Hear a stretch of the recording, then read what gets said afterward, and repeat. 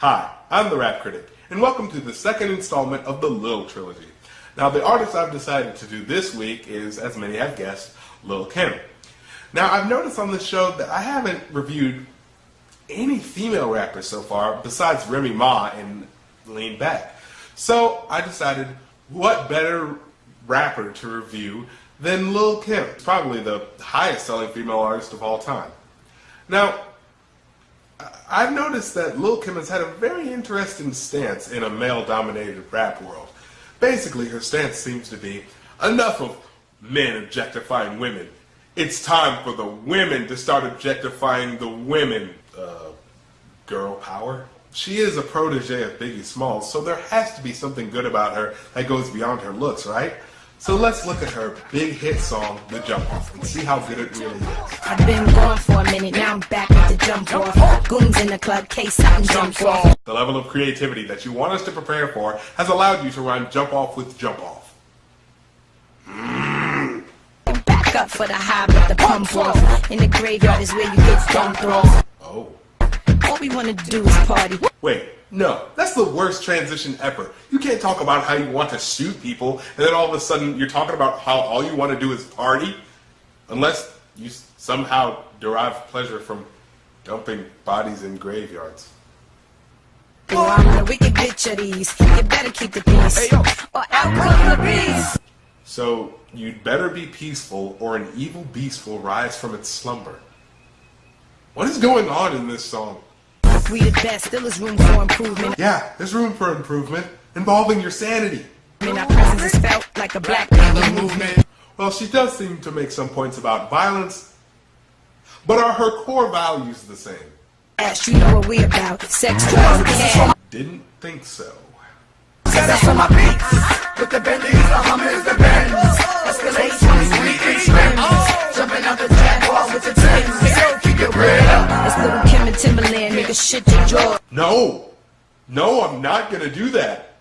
The mere fact that you two exist, and only one of you has contributed anything good to this song so far, is not reason enough for me to even want to consider doing it. Why do you want me to do that? Come on. And no, the guy who's contributed nothing to this song beyond random ad-libs is not gonna convince me to do it either. Seriously, who is that guy? Is that the Mr. Cheeks guy? Is that all you have to do to be featured on a song nowadays? If so, they might as well feature the guy who faintly coughed in the background, since his contribution to the song is just as important as this guy's. I got my eye on the guy in the orange coat. Don't need no cream bee, got the ill deep throat. She makes it sound like her felatory exploits are common knowledge. But even though there are rumors about her due to her sexual nature, I'm not just gonna make assumptions.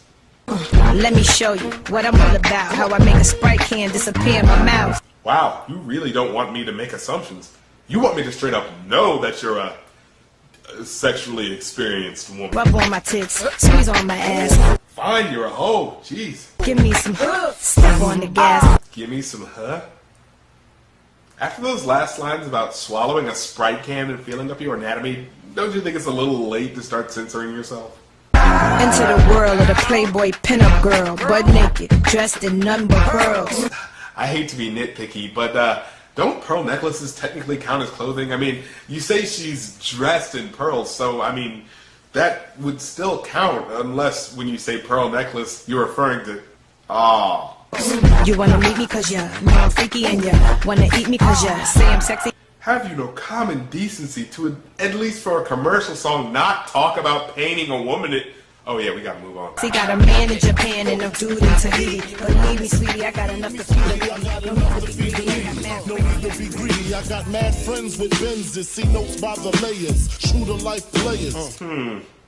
Coming through in the Brooklyn mid-gear. We gon' do this just like Big Pop was his. Hey, listen, I know you want to honor Biggie, and you want to be the female version of him, but you have to do that by equaling his lyrical intensity and creativity, not just ripping off his lines and changing them a little bit to make them your own. That's not being the female version of Biggie. That's being the female version of Jay-Z. Hey, I like him too, but you can't tell me he didn't rip off a line or two. But this isn't about him. Back to the song. Now, the beat is fire, but that's a given concerning Timbaland's beats anyway.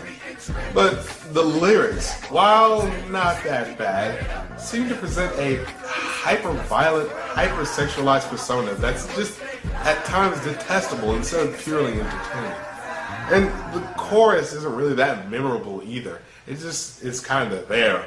As well as that guy who just randomly ad-libs over stuff. I mean, it's completely unnecessary. Altogether, for its hot beat but sagging lyricism, I give this song a 2 out of 5. Tune in next time for the third installment of the Lil Trilogy. Queen B, LB, 2003. Why not? To make it high. Come through, Rus Sub.